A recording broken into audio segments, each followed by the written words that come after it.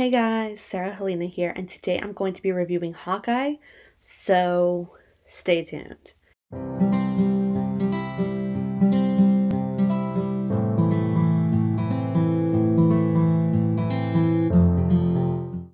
Alright, so first I'm going to go into my non-spoiler thoughts, and then I'm going to dive into spoilers. So, yeah, that way if you're on the fence about it, maybe you haven't seen it yet, you're debating whether you want to or not, you can hear what I thought without getting spoiled.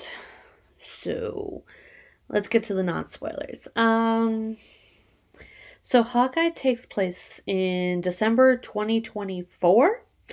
So it's about a year, give or take, after the events of Endgame, and Clint has to deal with his past as Ronin when Kate Bishop decides to put on the costume, completely oblivious as to what it actually represents.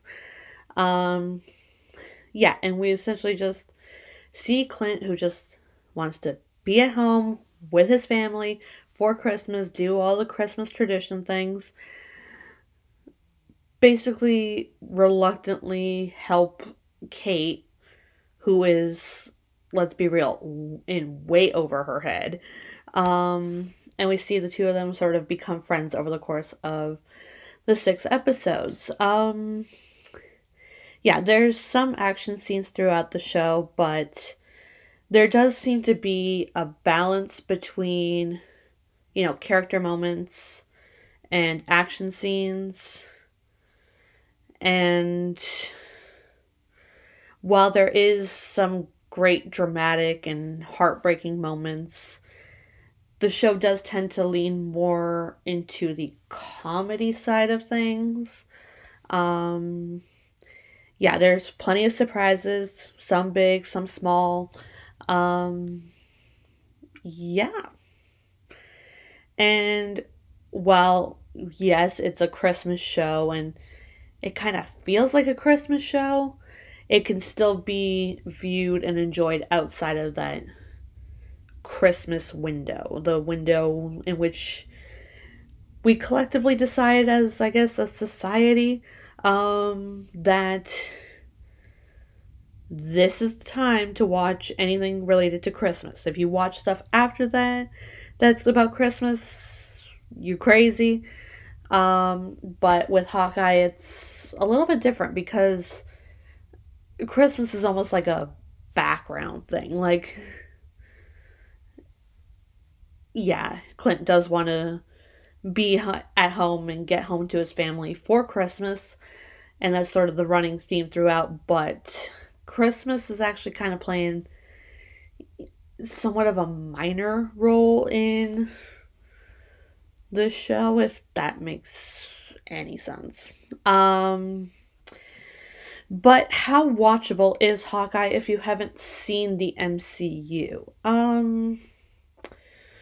Well, despite Clint only being in like 5-ish movies, Hawkeye the show can be somewhat confusing if you haven't seen the movies. Like, it's not impossible to figure out the show because they do a good job of setting most things up through flashbacks or exposition or whatever, but there are some moments that are just not explained all that well and therefore can be somewhat confusing if you haven't seen the MCU movies. Yeah, but there is a Hawkeye Legends episode. Disney Plus has the whole Legends thing where each character, before getting their new project, sort of has like a recap situation. There is a Hawkeye Legends episode, so you can, watch that and get a quick rundown of Clint's time in the MCU. But if you do want to watch the movies, I recommend watching Avengers Infinity War and Avengers Endgame. Yeah, that's sort of the running theme throughout all the Marvel Disney Plus series, is you kind of have to watch Infinity War and Endgame to really grasp what is happening in the show. And I would also watch Avengers, the first Avengers. Not the first Avenger, but Avengers from 2012. And Black Widow.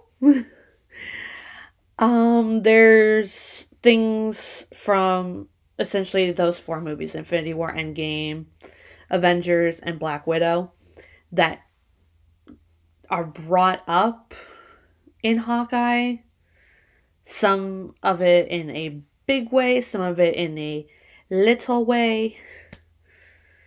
But yeah, those are the 4 that I would say watch before watching Hawkeye. But if you want to see more of Clint and his family that somewhat play a role in the show, watch it, Avengers Age of Ultron. Yeah, and then it's sort of a minor thing, like, because really all that comes up from Age of Ultron is Clint's family, and they're not exactly pivotal in this show, so it's not really a necessity, but, you know, it is kind of nice to see Clint's dynamic with his family in Age of Ultron. And if you want to see more Clint, watch Thor and Captain America Civil War on top of all the movies mentioned above. I mean, there is nothing from Thor or Civil War that comes up in Hawkeye, but if you want a whole picture of Clint, you watch those. But really, honestly, like, to really, really get the feel of everything that's happening in Hawkeye, just watch Avengers Infinity War, Avengers Endgame, The Avengers, and Black Widow. It's an odd list, but it's there. Now, I will be diving into spoilers now. So, we are moving into spoiler territory. If you have not seen Hawkeye yet, go watch it. Come back here. And yeah, because there will be spoilers discussed. Yeah, let's get to the spoilers. So, first I'm going to talk about what I loved. Gotta start with the positive. I love the character dynamics in this show. Like, in particular, Kate and Clint, and Kate and Yelena. Kate is just such a charming new character, and Haley Steinfeld is just brilliant in the role. But, like, both Kate and Yelena are sort of the comic relief characters, and so when they have scenes together, it's honestly, like, some of my absolute favorite scenes. Mainly the scene where Kate comes home and Yelena has made mac and cheese. The first time they really get to interact. Yeah, that was a lot of fun. But speaking of Yelena, I loved seeing her dusting. Now, of course, I was wrong in my theory about why Natasha ditched her vest. I theorized that Yelena had not been snapped. I was wrong. I'm kind of used to it at this point. I'm wrong about a lot of things. But, yeah, to see her dusting, like, it was just amazing to see that moment. Because we really haven't gotten a lot of moments where people, you know, are coming back from being dusted and we're actually seeing it. Yeah, and just to see her literally in the bathroom running her hands under the water and then getting dusted and then coming right back. It was like, almost like there was like a glitch. Like, it was like, oh, she's going to get dusted. Oh, but no, they decided, you know, whoever the heck decided was like, nah, she's good. She could stay. And it's like, no, because the walls are changing, and the walls changing was the only thing to signify that time had passed, because as she was coming back, the walls were changing around her, and that was just really beautiful to see, and really hammers home the fact that while 5 years passed, it was very instantaneous for the people that got dusted. And Florence Pugh, oh my goodness, I just love her so much. Like, she really was the standout of Black Widow, and she's really kind of the standout out of Hawkeye, especially in this moment where, Yelena comes out of the bathroom and she's like, I was in there for 5 seconds. I come out, I've lost 5 years. And then she's like, I need to find Natasha. I need to let her know that I'm okay. And it was just, oh, Natasha's dead. And it was just so heartbreaking to see that. And I mean, we didn't see Yelena learn about Natasha's death. But just knowing that, she wants to find Natasha and she's not going to find Natasha was just heartbreaking. Yeah. Another thing I loved, Lucky the pizza dog. I mean, he's a cute dog that loves pizza. Need I say more? Like, he's just so cute and so sweet, and I love him. Well, that's all I have to say. I love Lucky the pizza dog. I also love Maya and the representation that she brings. Now, Alaqua Cox is a Native American actress who is also deaf and an amputee. So, right there you got representation on like 3 different fronts, and it's amazing. But what I love most about Maya is the fact that over the course of the 5 episodes that she's in, we really get to see her grow as a character. Like, she starts off as a character who is very single-mindedly ready to kill Ronan because Ronan killed her father. And then she kind of hears Clint out, and he's like, look, there's more going on here. You just don't realize it. And she sort of questions whether there was, another reason that her father was murdered. And she very quickly, over the course of the 5 episodes that she was in, became a 3-dimensional character. And, I mean, this was Alaqua's first acting role. Like, that is unreal because, like, she was just so amazing, and it just seemed, like, so natural to her that it's like, this was her first acting role. And I can't get over that. I'm like, she just seems like she's so, like, seasoned and a trained professional, and it's like, what? I love Maya. I cannot wait to see more of her in the Echo series that was announced on Disney Plus Day. Yeah, I cannot wait to see more of her because she is a very interesting character, and yeah, I just can't wait to see more. Another thing I loved was the remembering of Natasha. Now, I've said this so many times, and I'm going to say it again. It really sucks that, really, the only sort of closure we as an audience got for Natasha after her death was the moment with the 5 original Avengers, because, Natasha's dead, so there's only 5. And that moment in Endgame. And then we get the post-credit scene in Black Widow where, she's got the tombstone and Yelena's there. It really sucks that that's all we got. But Hawkeye really takes the time almost to acknowledge what Natasha meant to Clint. I mean, Natasha was really the only one that truly knew everything about Clint, basically. She knew about his family. She was Auntie Nat. And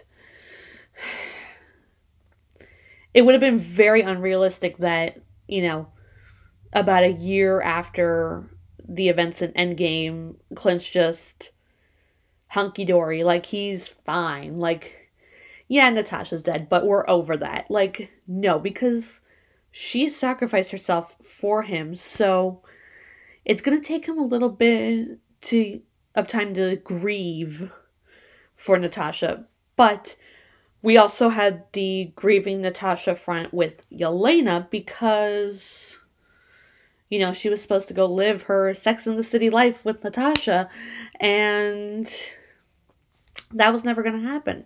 And, you know, coming back and finding out that her sister is dead, like, she's not going to be over that either. So, yeah, you got Clint and you got Yelena both grieving Natasha. But even though that there was quite a bit of grieving happening, it wasn't the whole show, so that was also nice. Yeah. Another thing I loved, the introduction of Kingpin. Now, Kingpin is a character in Daredevil. Did not watch Daredevil. I don't think I have the patience to sit and watch Daredevil. But Kingpin was the big bad of Hawkeye.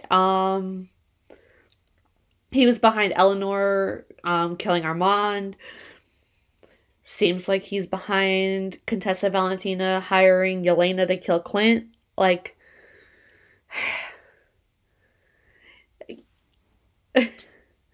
I just love that they introduced him in this way because he has, like, a lot of history that Marvel fans know about because the comics and Daredevil and all that. But theoretically, he's brand new to the people like me that have only watched the MCU and Agents of S.H.I.E.L.D. and Agent Carter. But if you didn't dive into the Netflix series, like I didn't do, Kingpin, completely unknown. But they did a good job of establishing him as, you know, the big crime lord that he is. And really allowing people who are unfamiliar with him to not feel lost. Yeah, so Kingpin. Another thing that I loved was Rogers the Musical. I mean, we only got a bit of the Save the City number in the first episode and then the whole version in the post-credit scene. I had an issue with that. I'll get more into that and the stuff that I didn't like. But honestly, I love this. Like, what do we have to do to get a whole Rogers the Musical on Disney Plus? It was very entertaining. I want more. I want a whole musical. Disney Plus, Marvel, all you guys, get on that. I want this. Yeah. Now onto what I didn't like. We'll go back to the Rogers Musical. The only post-credit scene we got in the whole show was in the last episode, and it was the whole Save the City number from Rogers the Musical.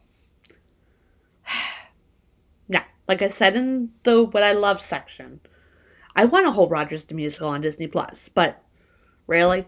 Like, that was the post-credit scene? Like, not a setup for the Echo series that was announced. Not confirmation whether Hawkeye would be getting a second season. That I think it should so definitely get.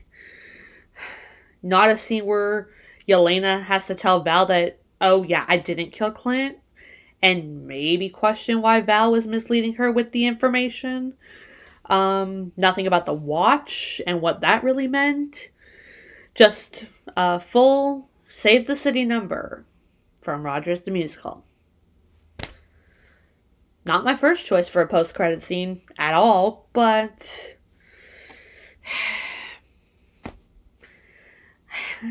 I felt like the post-credit scene should have added more to the show.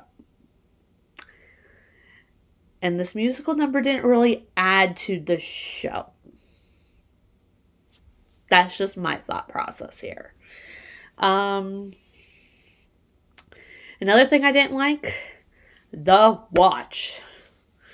So many issues with this watch. Okay, so the first time this watch plays a big role, I guess, was in episode 4, when Clint reveals that the person the watch belongs to could have their cover blown if it ended up in the wrong hands. Great. I was on board with this. I was expecting some huge character with a huge secret. That's not really what we got. So Laura was a S.H.I.E.L.D. agent. Agent 19. Mockingbird.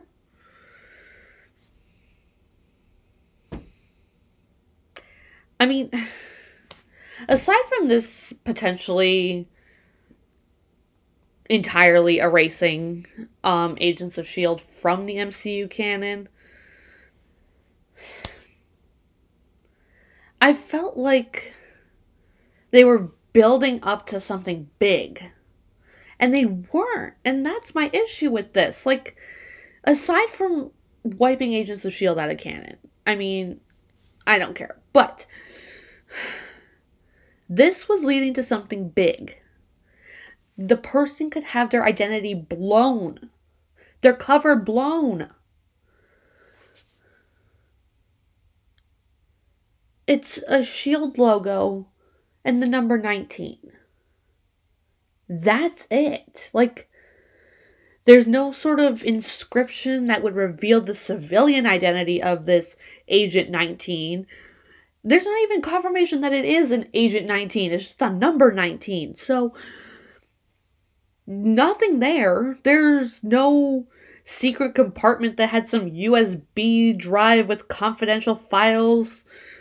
Nothing like that either. It's just a watch with the S.H.I.E.L.D. logo and the number 19. Like, how does that blow a cover, honestly? Like, and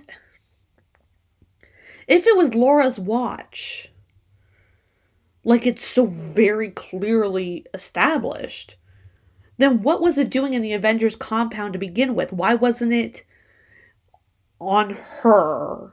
Or, you know, in a jewelry box of hers or whatever? Like, why was it at the Avengers compound? She wasn't an Avenger. Like, she basically wanted nothing to do with the Avengers. She wanted Clint to have nothing to do with the Avengers. So,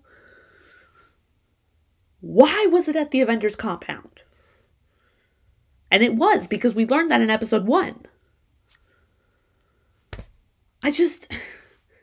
There's so much unknown with this watch that it almost seemed like kind of a pointless plot. Like, we really didn't need the watch. Like, we didn't. Like, it didn't add to the story in any way, and it just left very confusing things. Like, I don't know. Maybe if Hawkeye gets a season 2, we'll dive more into the watch. I hope, but they'll probably forget about the watch.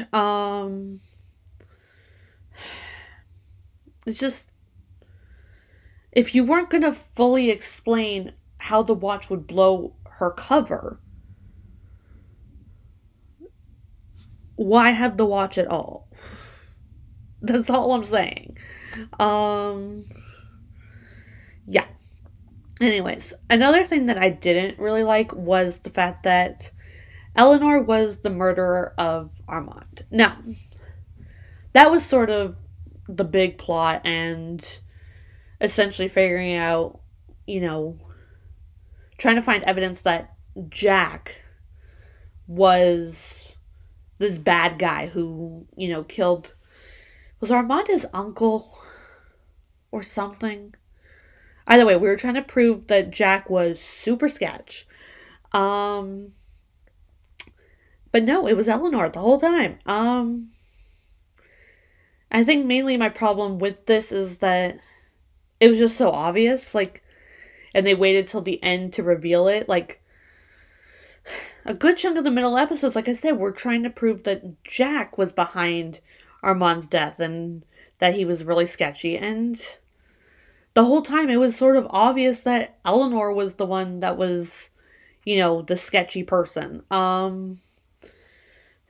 It was just like, so why did we spend so much time trying to prove that it was Jack when it was kind of obvious that it wasn't Jack? Like, it would have been more shocking and more of a twist if it actually was Jack who was behind everything. I don't know. I just feel like we wasted a lot of time trying to prove that Jack was guilty of murdering Armand and being super suspicious. And we didn't have to. Another thing that I didn't really like was the fact that Clint is still somewhat sidelined. Like, I kind of had this issue with Black Widow as well. Like, because of the fact that, you know, Clint and Natasha are getting their, like, solo projects so late in the game. Like, they're basically done. And their stories, like, their solo projects are basically setting up the next generation. And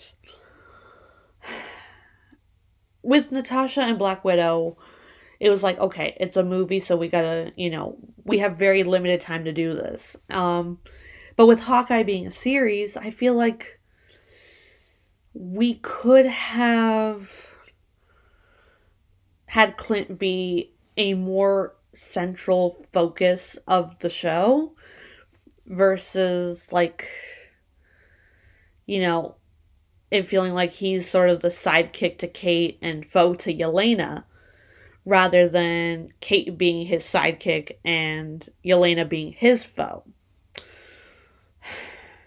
I don't know. I really wish Clint wasn't as sidelined in his own show.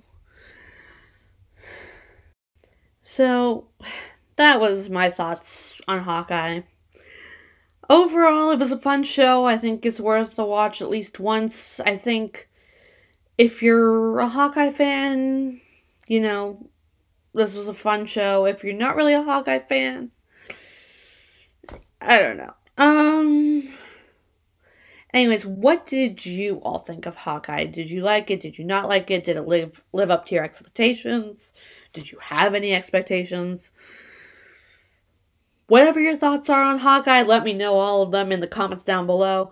And if you like this video, leave a like, hit the subscribe button if you haven't already, and turn on notifications so you can be notified when I upload my latest videos. Thanks for watching, and I'll see you all in another video. Bye, guys.